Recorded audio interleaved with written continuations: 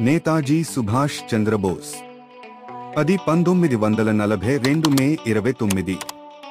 బోసుగారు, మన ఇండియాకి స్వతంత్రం రావాలంటే బ్రిటన్ని ఎదిరించే సత్తా ఒక్క హిట్లర్కే ఉందని తన ఆలోచన. అందుకని హిట్లర్ని కలవడానికి వెళ్లిన రోజు.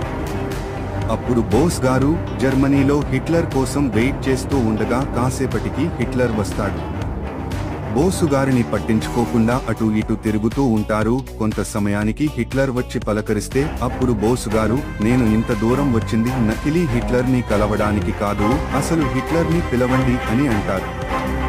అది విని డమ్మీగా ఉన్న హిట్లర్ ఆశ్చర్యపోతాడు.